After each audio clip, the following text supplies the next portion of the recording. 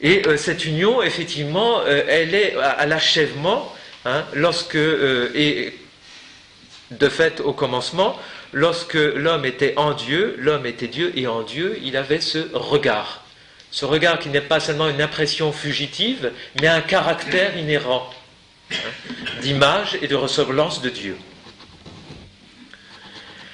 Par ailleurs, vous avez vu dans ce court extrait du sermon 44, ou entendu, lorsqu'il évoque la Trinité et la compréhension de ce mystère, Jean Tollaire parle de volontiers de distance, sauvere. C'est si distant, puisqu'il n'y a ni là, ni espace, ni temps. En effet, tout effort humain de compréhension de la Trinité demeure infiniment éloigné de son objet, et ce d'autant plus que le mystère qui lui est inhérent échappe aux catégories de l'espace et du temps. Alors, on rentre dans ce mystère. L'enseignement trinitaire de Jean Tollaire est sans doute traditionnel, relativement proche du De Trinitate d'Augustin et de la Somme théologique de saint Thomas d'Aquin. Il porte néanmoins l'empreinte d'expressions néo-platoniciennes propres à l'école dominicaine de Cologne. D'emblée, le sermon 29 présente ce qu'on pourrait appeler un sommaire de théologie trinitaire qui, avec un bon nombre d'expressions du sermon 1, je vous rapporte à ce sermon de Noël très connu, donc j'en ai pas fait de photocopie, donc constitue le socle doctrinal du corpus tollérien. Donc ce sommaire de théologie trinitaire que vous avez dans le sermon 29 et que vous retrouvez dans le sermon 1 constitue le socle doctrinal du corpus tollérien. Alors, donc, sermon 29, et que je vous dise le chapitre que j'ai bêtement oublié de noter.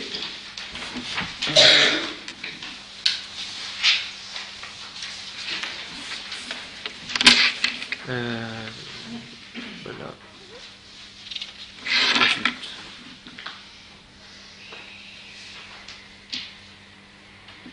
Attendez, je vous ai dit 28 ou 29 ? 29, ah voilà, je cherchais à 28, alors évidemment je ne trouvais pas.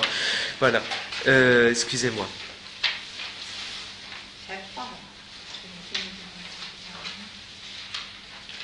Absolument impossible, je recherche le début de ma phrase, il est absolument impossible. Dans le sermon 29. Numéro 1. Excusez-moi. Voilà, numéro 1. Voilà, il est absolument impossible. Voilà, merci. Il est absolument impossible à toute intelligence de comprendre comment la haute et essentielle unité est unité simple quant à l'essence et triple quant aux personnes. Vous retrouvez là ce que vous avez vu déjà d'emblée dans le prothème, hein, qui nous donnait une harmonique de ce qui devait suivre.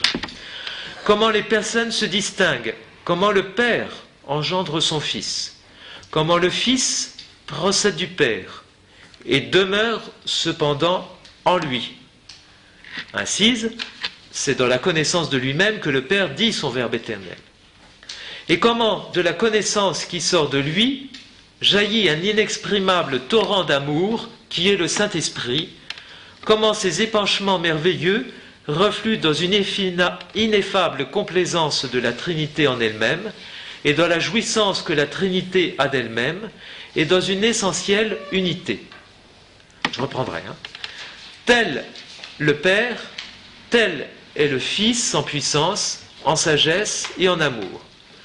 De même, le Fils ne fait qu'un avec l'Esprit Saint, et cependant, on ne saurait dire combien grande est la distinction des personnes qui, dans l'unité de nature, procèdent bien réellement l'une de l'autre. Sur ce sujet, on pourrait parler avec une abondance étonnante, et pourtant on n'aurait rien dit qui fasse comprendre comment la suressentielle et transcendante unité s'épanouit dans la distinction. Dans ce sommaire, et puisque c'est un sommaire, on est effectivement face à quelque chose de compact, et donc je vous ai dit un socle doctrinal de la pensée de Jean Tollaire et de Maître Eckhart sur la Trinité, qu'on retrouve chez Jean Tollaire dans le sermon 1 comme dans le 28 et le 29. il faut envisager plusieurs choses. La première, Tolère commence par poser l'unité essentielle et absolue du mystère divin. Il n'évoque pas d'emblée l'un platonicien. Dans la lecture que vous faites de la phrase, vous n'avez pas d'emblée l'un, comme on le trouvera dans d'autres sermons de Jean Tolère, où c'est amené d'une manière un peu lourde, où on sent la citation de Proclus ou des néoplatoniciens en général, ou de Denis l'Aréopagite. Donc il n'évoque pas d'emblée l'un néoplatonicien, comme il le fait très explicitement dans d'autres sermons, mais l'unité essentielle. L'unité essentielle. Unité, comment la haute et essentielle unité est unité simple quant à l'essence. Cependant, les termes employés comme Einigkeit, Einwältig, Wesentlicher Einigkeit, trahissent une tonalité propre aux néoplatoniciens. Chez Jean Tolère, l'un néoplatonicien demeure donc un principe essentiel de théologie trinitaire, tout au moins pour l'expliquer. Ce principe directeur est d'ailleurs confirmé dans un second temps lorsque l'unité divine est envisagée à l'aune d'une distinction, d'abord selon l'essence, puis ensuite selon les personnes. Enfin, quand dans un troisième temps, le mystère trinitaire est envisagé à l'aune de la distinction des processions des personnes divines, ces distinctions ordinaires et traditionnelles à la théologie trinitaire sont systématiquement ramenées au mystère de l'unité essentielle. Donc, à la fois, on a un propos très ordinaire, on peut reprendre des pages du De Trinitate, la Prima Pars de saint Thomas d'Aquin, mais dans la manière de construire son sommaire, on sent la ligne de fond néoplatonicienne et où le mystère de l'unité est chaque fois ramené à chacun des propos et des distinctions envisagées par Jean Tolère. Ainsi, se référant à la tradition et à la théologie trinitaire récapitulée dans le De Trinitate d'Augustin et la Somme théologique de Thomas d'Aquin, Jean Tolère affirme que le Père engendre, que le Fils procède du Père et que l'Esprit procède et de l'un et de l'autre. Ces relations intra-trinitaires manifestent donc clairement une distinction tripartite. Cependant, et vous l'avez entendu ou senti, sous-jacente à ces distinctions tripartites, il existe une unité de nature du Père et du Fils, laquelle est envisagée à l'aune d'une unique et même puissance, d'une seule et même sagesse et d'un seul et même amour. Vous le retrouvez donc en milieu de ce sommaire, tel est le Père, tel est le Fils, en puissance, en sagesse et en amour. Et on le trouve dans d'autres pas, c'est souvent effectivement repris sous le terme d'une même sagesse, d'une même puissance, d'un même amour. Donc on remet en valeur, selon Jean Tolère, toujours l'unité. Cette unité de nature est pleinement manifestée par l'Esprit Saint, lequel est décrit par Jean Tolère, et ce n'est pas par hasard, comme un flot torrentiel de cet unique amour entre le Père et le Fils. Vous l'avez vu, sous forme d'un torrent, l'Esprit qui procède du Père et du Fils est donc envisagé comme un flux qui découle du principe divin, lequel est alors envisagé comme... Non. Le principe divin, lequel est lui-même d'ailleurs envisagé comme un flux. Et qui dit flux, effectivement, dit unité. Un flux, il ne se déverse pas dans différents lieux, surtout quand c'est un torrent. Et si Jean Tolère prend l'image du torrent, effectivement, c'est que tout converge dans un seul flux et procède dès lors d'un flux. Et ce principe divin est considéré comme un flux. Ce vocabulaire du flux, qui revient régulièrement dans les sermons, confirme l'ascendant néoplatonicien de l'école dominicaine de Cologne, lequel ne se limite pas d'ailleurs avec la pensée de Maître Eckhart. Sur cette histoire du torrent, vous avez dans le sermon pour la Pentecôte, petite incise, et qui vous permet de resituer le propos de Jean Toller ou les images avec lesquelles il exprime ce discours et ce vocabulaire d'un appareil théologique relativement lourd. Dans le sermon sur la Pentecôte, il dit « L'Esprit Saint aux apôtres », donc dans le Cénacle, c'est comme un barrage sur le Rhin. Vous retenez les eaux du Rhin, et d'un seul coup, vous brisez ce barrage. Ce n'est qu'un flux, un flot qui se déverse dans toutes les vallées et qui recouvre toutes les vallées autant que celles-ci sont profondes. Et donc le Saint-Esprit se déverse ainsi dans l'homme. Cet Saint-Esprit qui est un seul flot se déverse dans l'homme dans la multiplicité de ce qu'il est, mais autant qu'il ait capacité Dei, capax Dei, et une capacité qui a creusé son fond de capacité et qui sera totalement rempli. Donc vous voyez ces analogies de la liturgie d'une part, où des choses les plus ordinaires permettent à Jean Toller de ressaisir ce propos théologique, mais aussi de mieux saisir ces images, comme l'un, ici, c'est un torrent, un flux. Et le principe est un flux. Donc la Trinité est envisagée comme un flux. Jean Toller est influencé non seulement par Eckhart, mais aussi par Dietrich de Freiberg et Berthold de Moosburg, le traducteur latin de Proclus. Ceux qui précisément se réfèrent aux œuvres de Proclus et insistent sur l'un. Dans le corpus tollérien, l'expression néoplatonicienne de l'un, bien qu'influencée par Maître Eckhart, est en réalité directement empruntée à Dietrich de Freiberg et Berthold de Moosburg. Ce n'est pas un principe fondant la Trinité des personnes, une puissance originaire dont la Trinité serait le déploiement ou la manifestation énergétique, c'est ce tout un de ce flux, effectivement selon les relations qui lient les personnes de la Trinité, de ce flux qui est donné à l'homme, à l'ensemble de la création, lorsque celle-ci est suscitée par l'agir divin. Ce principe qui porte le nom de un, ein, d'un unique, einig ein, représente en réalité l'unicité même de l'incréé.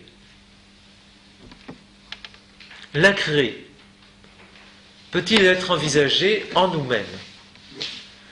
Et dès lors, vous trouvez chez Jean Toller, comme chez Maître Eckhart, cette notion de la Trinité en nous-mêmes, dont a pu faire écho le type de représentation stigmatisée par les prédicateurs du XVe siècle avec les Vierges ouvrantes.